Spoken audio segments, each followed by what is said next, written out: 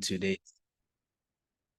We had well over 60 of us registering to join today's meeting, and we're happy that,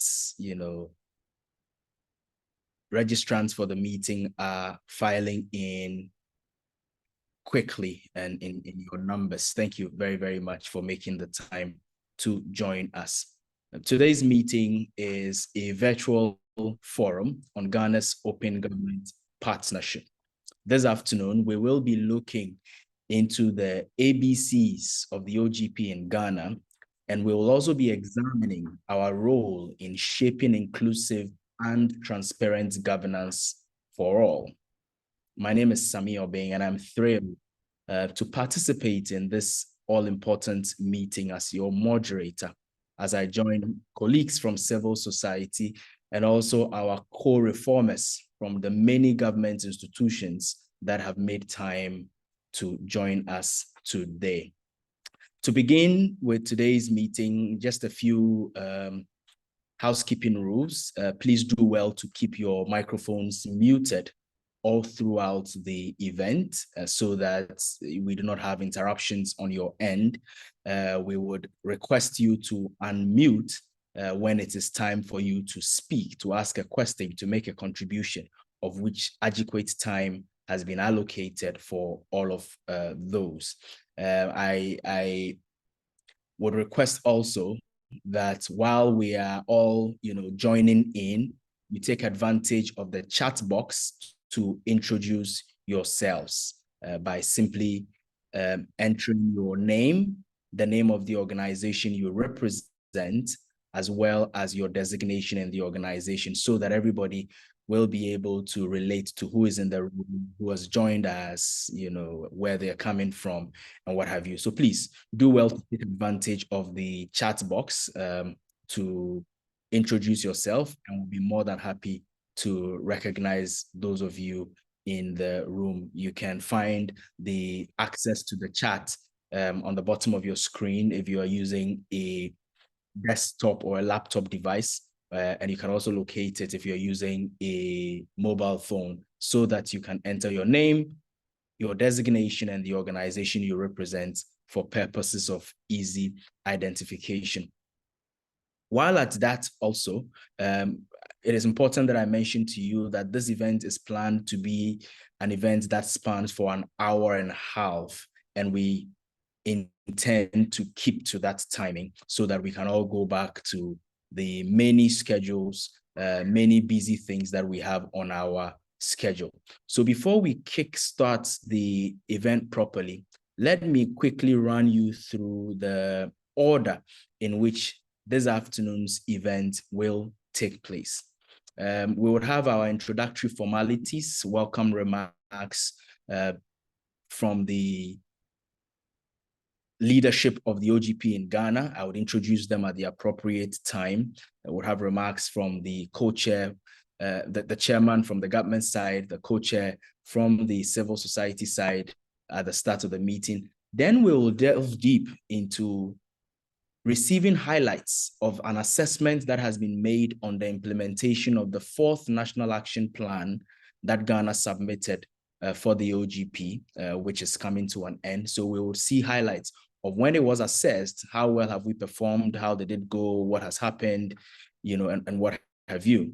Beyond that, we all know that we would also be commencing the process in developing a 5th National Action Plan now that the 4th National Action Plan is about expiring. And so we would also have a presentation that focuses on plans towards the co-creation process of the 5th National Action Plan. Once we're done with that, there will be another presentation that focuses on the new global OGP strategy.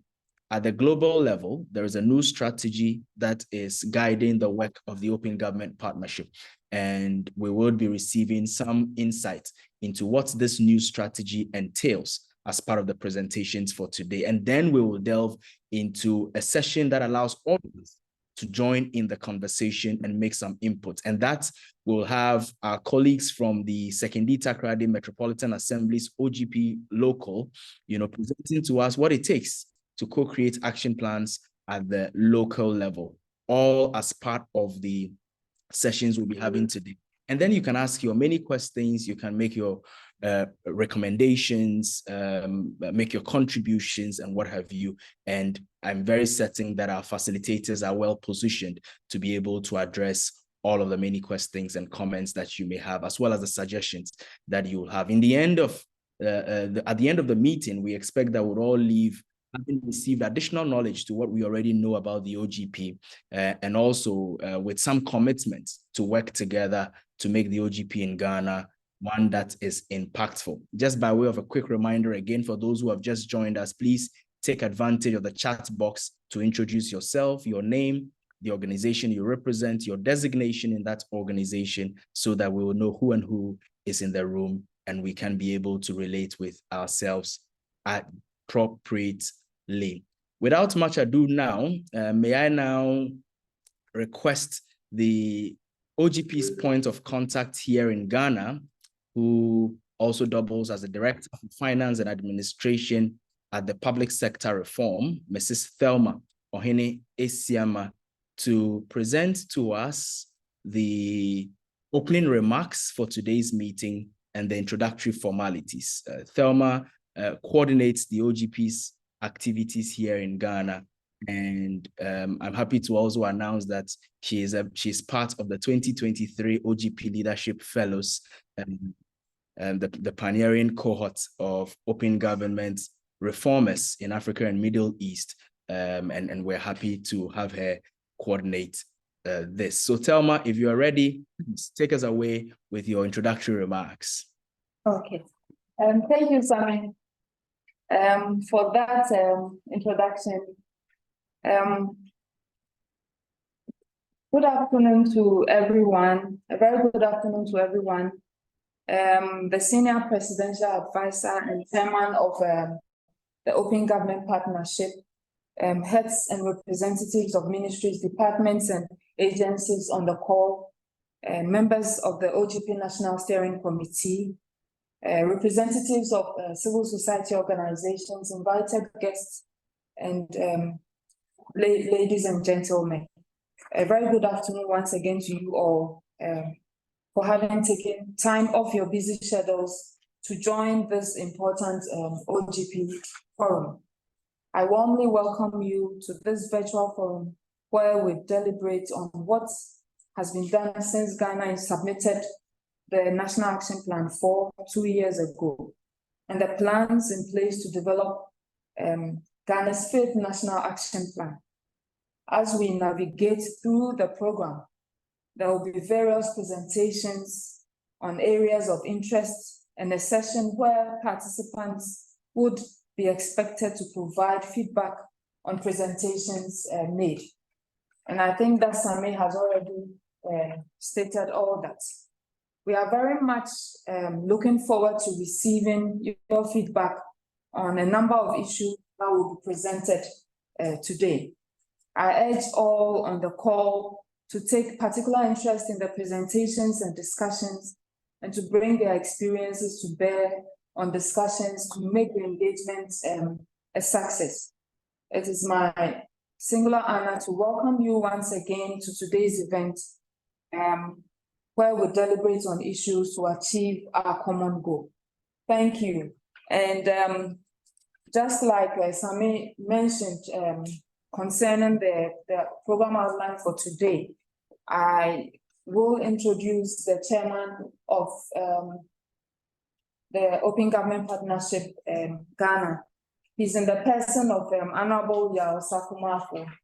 And ever since he took up the chairmanship, he has done a lot to get us this far. OGP has become more vibrant and more visible. So I'll hand over and he will give us some brief remarks so that we continue through the program. Thank you very much, Thelma. Good afternoon to you all. As chairman of the OGP Ghana chapter, it is my pleasure to know that several people have joined in today's virtual Open Government Forum.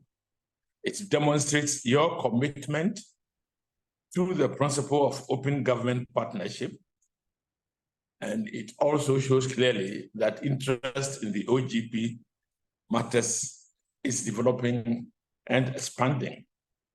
The objective of the OGP Forum is to provide an overview of the implementation of the fourth Open Government Partnership Action Plan and to build strong support from stakeholders, including ministries, departments, and agencies, Parliament, and civil society, OGP actors, for developing and implementing the commitments in Ghana's fifth OGP action plan, which we are developing together now.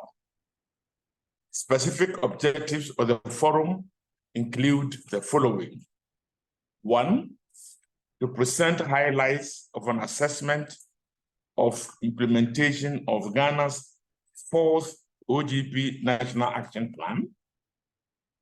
Two, to foster a strong OGP co-creation and co-implementation process between government and civil society organizations, advocating the adoption of several OGP commitments. To present the new OGP strategy and outline potential entry points for government and civil society. Fifth, to identify mechanism for strengthening coordination and linkage between government and other OGP actors for more effective results. At the end of this meeting, it is our expectation that we can achieve the following, at least.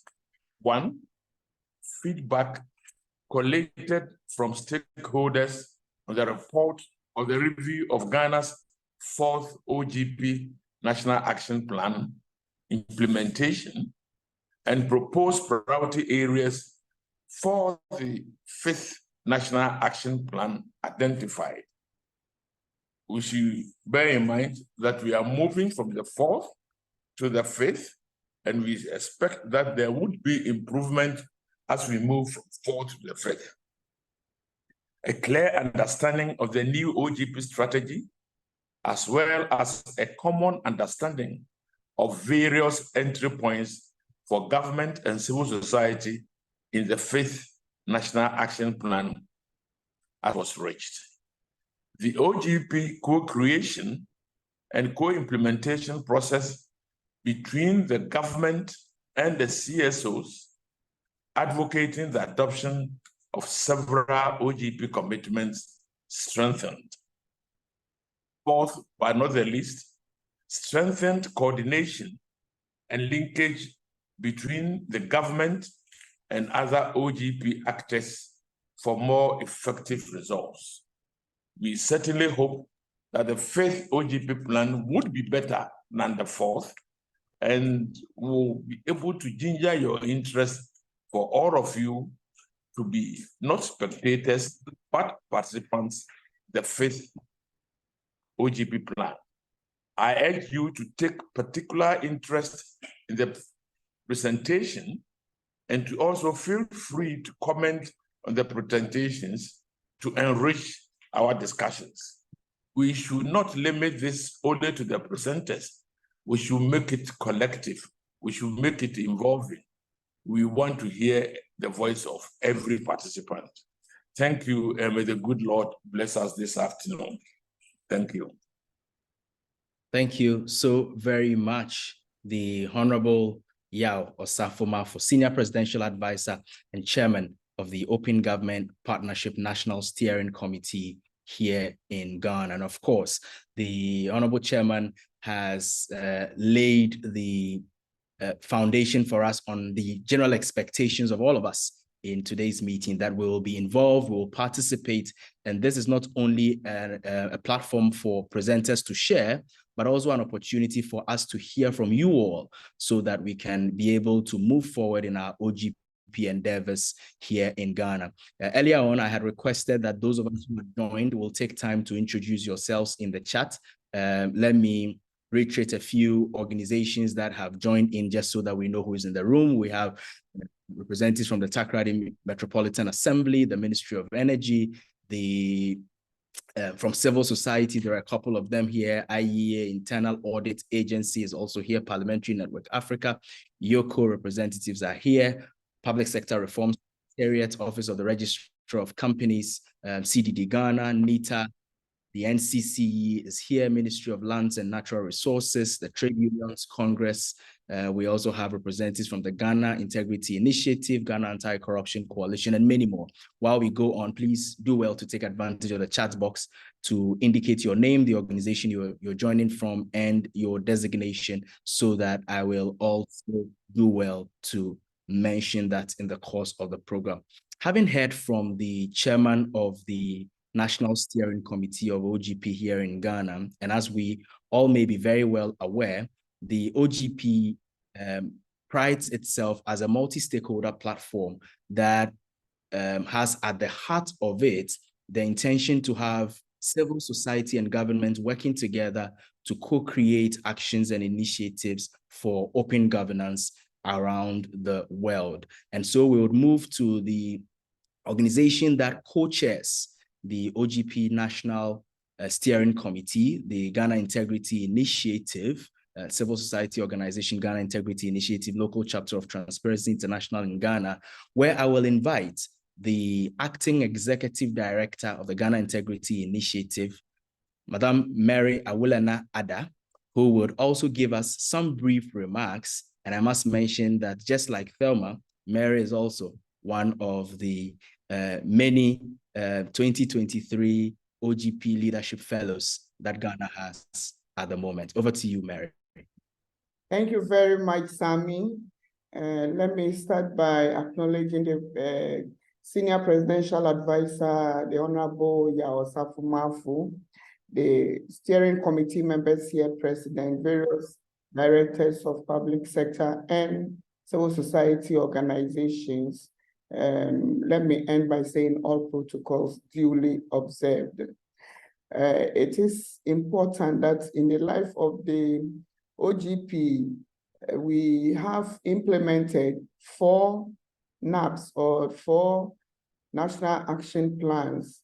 And with this, we have sought to bring to bear the tenets of the Open Governance Partnership, looking at issues around promoting participation of the citizenry in the affairs of governance, promoting active citizenship for Danwata. And we ride on the president's commitment to ensuring that citizens are proactive and citizens not docile as we wish. And civil society in this partnership has shown that commitment, that we are ready for this interaction. And it has shown from the onset when Ghana signed on to the OGP and when we started with the national action planning for the first stage. Civil society has come into this partnership, securing funding at various levels to ensure that the NAPs are implemented. Civil society has also shown great commitment in ensuring that we implement the NAPs. Civil society has been part of the various IRM processes, I mean the voluntary reviews that have happened over the time to show some of the successes we have made and the way forward for us. I would not want to say failures, but sometimes there are challenges that arise therein. And civil society has shown this commitment to ensuring that as we embark on this journey, we are working together to transform government to ensure that everybody dealing in issues are more accountable, they are more transparent, and they are ensuring that citizens are participating in the affairs of government as it is enshrined in our constitution. Together, we have done a lot of things. Together, we believe we would continue to do a lot of things. And this is a testament of the various government's commitments to ensuring that this society achieves the greatest of transparency, but also fights corruption without any favors at all. We have passed laws.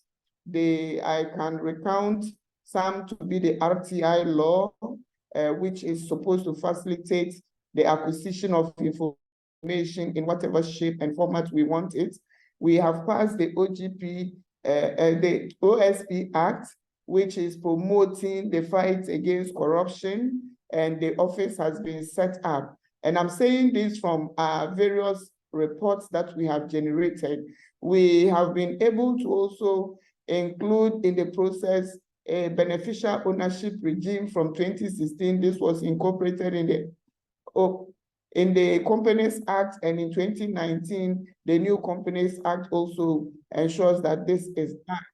And we believe that all these, including many more, I know for a fact that with the strides, Sammy, you are making in Parliament, we are also seeing some benefits accruing from open parliaments, and it is only heartwarming to know that from the very minimalist beginnings we have seen, we are beginning to see some fruits that are bearing from the coupling of civil society and the public sector. And now we are seeing more of the justice sector also coming on board, a novel one, because we had executive, we also had the judiciary in the legislature in the affairs of the OGP. However, we didn't have the judiciary. Now we know the justice sector is on board, and going forward into our action plan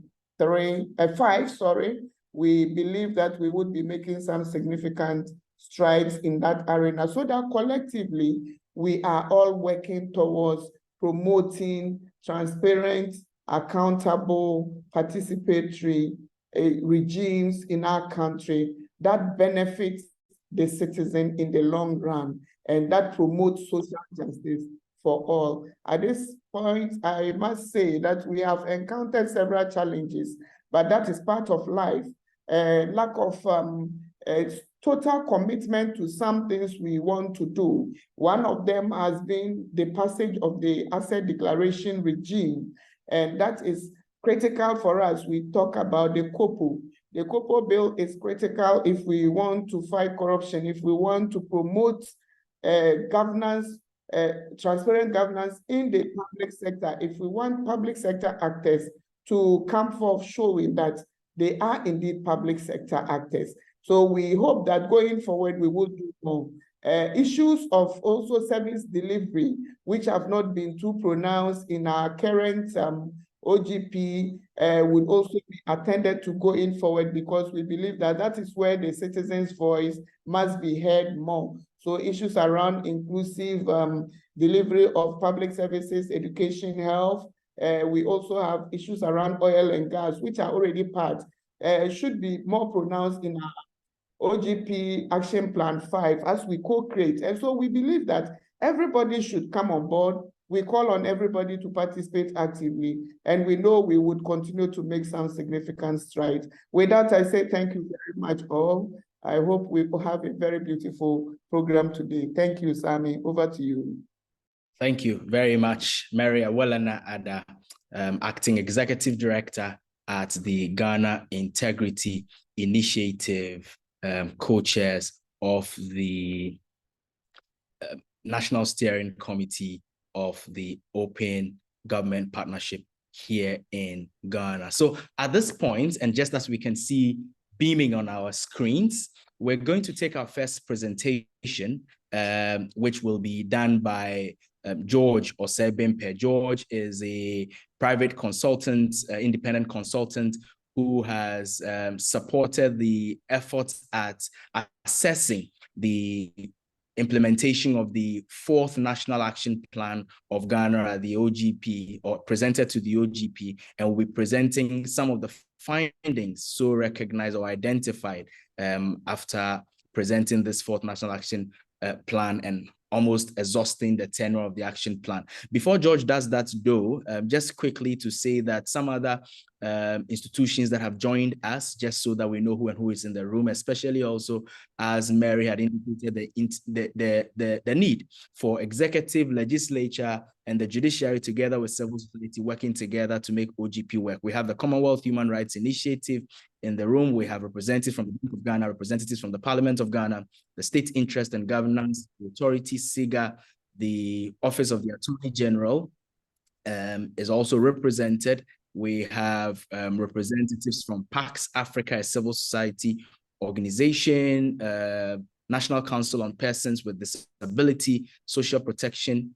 We have representatives from NORSAC, Civil Society, Ministry of Finance, and we'll continue to indicate when new organizations do join us, including having the Energy for Growth Hub representatives in here. So George, if you can hear me, please do take us away in the next 10 or so minutes in presenting to us the assessment report from NAP4.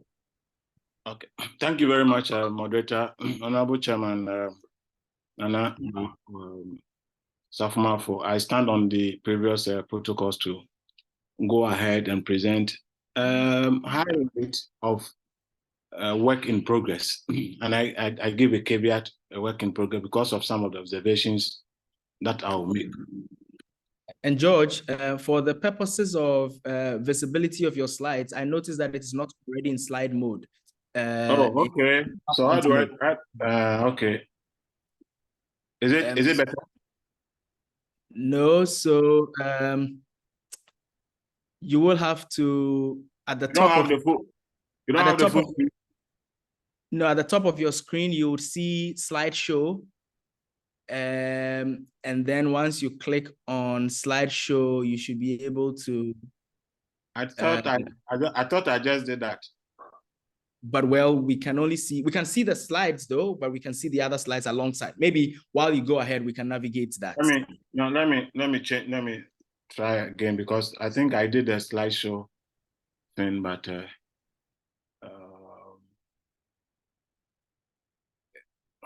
is it still? Yes, but for the want of time, we can do with this for now. And Okay. So by way of introduction, the idea of self-assessment basically seeks to build trust in the OGP system. And government has been quite clear in terms of using transparency as a tool for building trust and enhance public service delivery, as well as fighting corruption.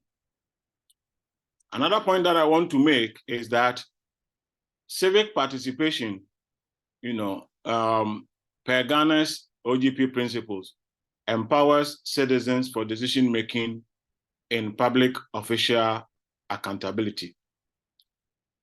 The fourth action plan has 14 solid, clear commitments building on previous reforms. These commitments span, across multiple sectors. We have information, beneficial ownership, open data, and more. In fact, what was unique about the fourth action plan was new policies like anti-money laundering, the inclusion of gender, and then open parliament as new things. If you compare the previous three to the fourth one, these were new policy areas that were introduced into the fourth action plan. And you realize that the fourth action plan basically had prioritized governance reforms along the OGP guidelines. Now, the plan had covered, the plan that we are assessing or self-assessing covered 2021 to 2023. Actually, the end line was June 2023. Of course, it sought to advance Ghana's OP open government agenda with the three key principles: transparency, civic participation, and accountability. The same plan makes a strategic commitment for these principles, and I've already talked about a varied sectors, one being inclusive and responsive governance. Now, the question of the self-assessment, why the self-assessment? Basically, by conducting self-assessment, Ghana is committing itself to the core OGP principles, the three principles that I talked about, i.e. transparency, civic participation, and public accountability. Also, the self-assessment is a tool that is being used by Ghana to promote accountability, improvement in continuous learning, and also forging collaboration for an open, participatory, and accountable governance. So now, one of the things in terms of doing the assessment, the OGP provides a clear guidelines. And so one of the things that we had to assess was the action plan process. In other words, how was the action plan done? And was it in conformity with the OGP set standard? The first thing that I used was the engagement in the formulation of the action plan. Our review. George, while you look forward to that, just to prompt you, your slides are not scrolling. I noticed that you've gone to subsequent. Because I am scrolling here. Yes. So maybe you may want to pull it down and represent so that we can be able to follow up. Go ahead. Okay, so is it now off? Because I am scrolling from here. I'm so sorry. It is off now, and so we can have it back. Okay. I understand that using the key F5 should be able to get your slide in presentation mode. What about if it is MacBook Air? I'm sure that sophisticated device will also make good use of F5. F5. So command F5, eh? So Sammy, if George doesn't mind, we can project from here. We can share from yes, here. Please go to slide 5. Okay, now okay. let's check. Go to slide. So technical team, please make yes. Great, so that they can share from there. Go to slide 5, please. I'm so sorry about that. Sometimes technology can fail. Indeed. All right, George, so you can speak to that while they navigate to slide 5. Okay. So under this, we were assessing the action plan process. And one of the variables we use, or the first one was the engagement in formulation. What we found was that in the case of the Ghana one, there was active engagement of diverse stakeholders. And so that includes civil society, the private sector operators, citizens themselves, and of course, the academia. And then the process also had recognized the need to involve decision-making, what do you call it? Yes, George is on. We can hear him. Is there any problem? Thelma and the team at the PSRS, can you hear us also?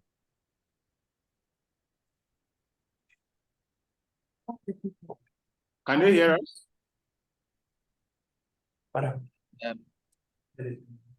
I suspect that the they can't hear us. Chair cannot hear us, but I noticed that other participants on the call can hear us, if I'm correct, because I can hear you, George. Okay, great. So George, please.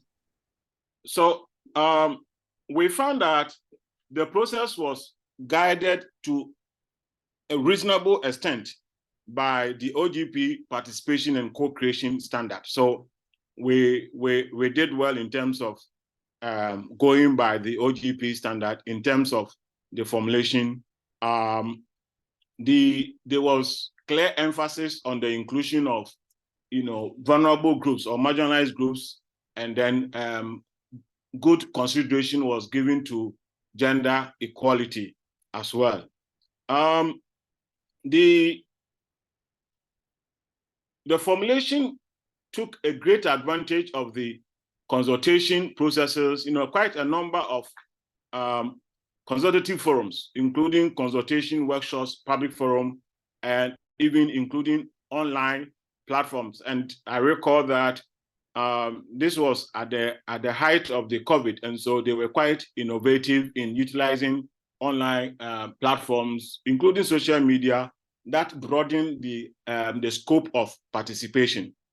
And then basically, this resulted in the creation of a very comprehensive and inclusive action plan that reflected the multiplicity of views and people from different backgrounds that had taken part in that process. Next, please.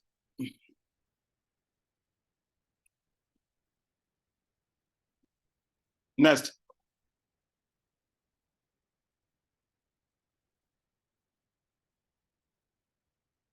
Next. Who is helping me? Have the next slide, please. Oh, Tama, who is controlling the? I'm seeing. Have you muted us? For mute. Who? Can they hear us? Moderator. Yes. So, George, we have moved, but I don't know why it's not showing. So. Okay, so when I move from here, it doesn't show, eh? And then when No, he is moving. He is moving, so I don't know. Because I don't see it as moving here. Okay, colleagues, let me go ahead and then present what I have here. Because it seems even when I move, it doesn't move. When they move, it doesn't move. So let's see. I don't know. So Sammy, what do you advise? Should I go ahead? Yes, George, for want of time, you can go ahead. And if it is better for you to present from your slides because it is not moving so that it makes speaking to the slides easier, you can go ahead and do that, Okay, then let the person opt out, then I can. I think, let me project them in that small way, then we can Very see. well. Yeah. Okay. So the next variable that we looked at is